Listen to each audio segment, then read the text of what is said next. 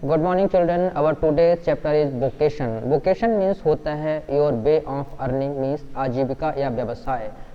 This is a poem in which Rabindranath Tagore has described the small workers, small vocations that are very useful for us, without which we can't live.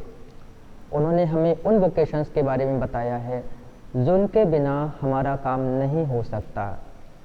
तो let us see who are these people who are very helpful for us. When the gong sounds 10 in the morning and I walk to school by our lane. Gong क्या होता है आपके school में? जो एक गोल घंटा लटका हुआ है उसको गॉन्ग कहते हैं। तो जब सुबह 10 बजे 10 बार 10 बजे घंटी बजती है, गॉन्ग घड़ियाल बजता है, तो I walk to school by our lane. तो मैं अपनी लेन मीन्स अपनी गली में से निकलकर अपने स्कूल के लिए जाता हूँ।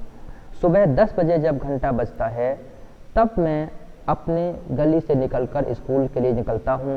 एवरी डे, हर दिन, आई मीट द हॉकर, मैं उस हॉकर से मिलता हूँ। क्राइंग, जो चिल्लाता है, बैंगल्स, क्रिस्टल बैंगल्स, चूड़ियाँ ले लो, क्रिस्टल बैंगल्स, चमकदार बढ़िया खूबसूरत चूड़ियाँ ले लो। तो हॉकर कौन होता है? वो होता है जो गली में सामान बेचने आता है। तो मैं जब रोजाना सुबह स्कूल जाता हूँ तो मैं इस हॉकर से मिलता हूँ जो कि गली में चिल्ला रहा होता है, चूड़ियाँ ले लो, क्रिस्टल बैंगल्स, चमकदार ट्रांसपेरेंट चूड़ियाँ ले लो।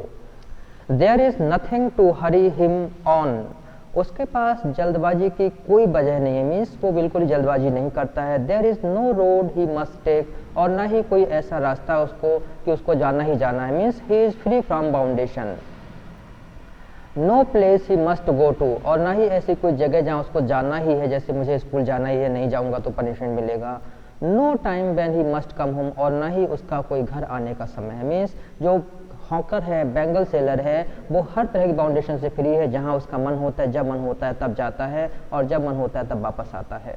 तो I wish I were A hawker, तो मैं दिल से चाहता हूँ कि मैं एक हॉकर होता। Means I want to be free like a hawker, क्योंकि स्कूल जाना, टाइम से जाना, टाइम से आना, किसी गली में जाना, वही करना, यही सब जरूर करना है। इस तरह की किसी भी बाउंडेशन से a bangle seller, a hawker is free. Therefore, I wish to be a hawker, काश मैं भी हॉकर होता तो मुक्त होकर, आज़ाद होकर, फ्री होकर मैं अपने जीवन को जी पाता। Spending my day in the road, और मैं पूरा दिन सड़कों पर चिल्लाता रहता, बैंगल्स, क्रिस्टल बैंगल्स, चूड़ियाँ ले लो, बैंगल्स ले लो, क्रिस्टल बैंगल्स ले लो, और इस तरीके से मेरा दिन मज़े में कटता। Now, when at 4 in the afternoon, जब 4 बजे दोपहर को, I come back from the school, जब मैं स्कूल से वापस शाम को 4 बजे दोपहर को आता हूँ, I can see through the gate of that house, तो मैं उस घर के दरवाजे के बाहर से देखता हूँ। क्या देखता हूँ? ये आप भी इस पिक्चर को देखिए, must see this picture. The gardener digging the ground, मैं गार्डनर को देखता हूँ, माली को देखता हूँ। डिगिंग द ग्राउंड, जो जमीन को खोद रहा होता है, मीन्स जो माली का काम है वो आता है और आकर जमीन को खोदता है, क्यारी तैयार करता है और उसमें फूल पौधे लगाता है। ये काम मैं रोजाना शाम को 4 बजे देखता हूँ। He does what he likes with his spade, spade कहते हैं खुरपी को।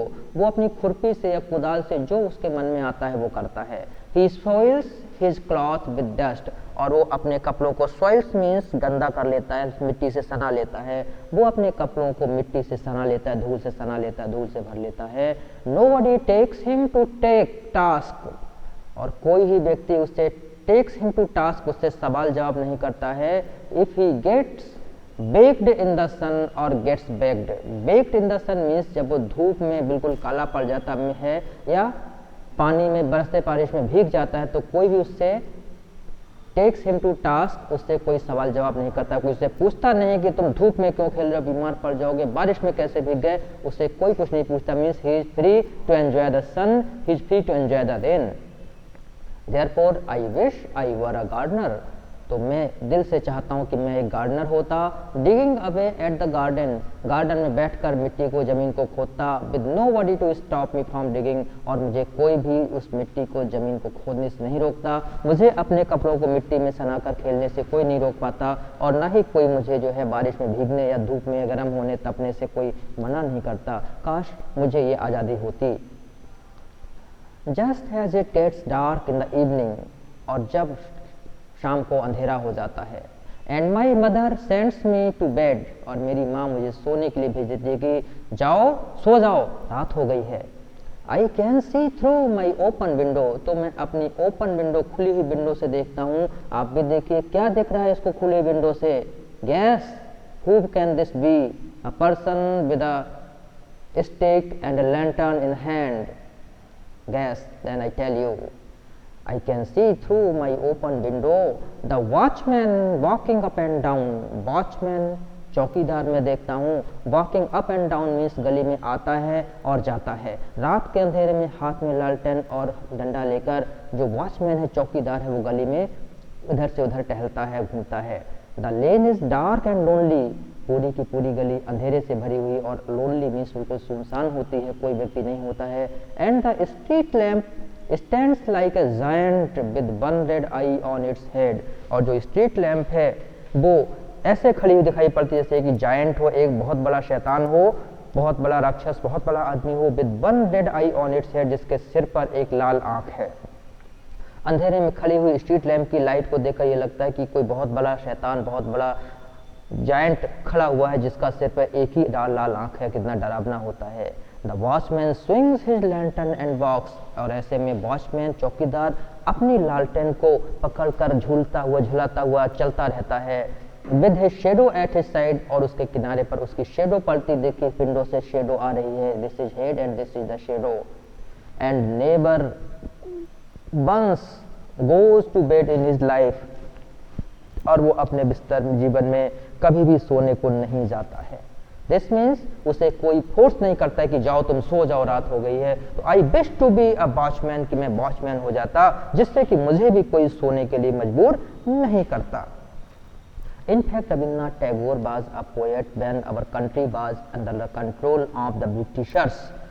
दुष्ट अंग्रेजों के कब्जों में हमारा देश था, उस समय रविन्द्रनाथ टैगोर हुए थे और उन्होंने गुलामी को बहुत ही करीब से देखा था, जिसके चलते उन्होंने ये सब इच्छाएं व्यक्त की। क्योंकि अंग्रेजों के शासन काल में हमारे देश के लोगों को अपने मन से कहीं आने जाने, उठने बैठने, सोने, खाने पीने तक की इजाज़त नहीं थी। उस बाउंडेशन को दूर होने के लिए उन्होंने बच्चों के इस पोएम के रूप में अपनी फीलिंग्स को एक्सप्रेस किया है।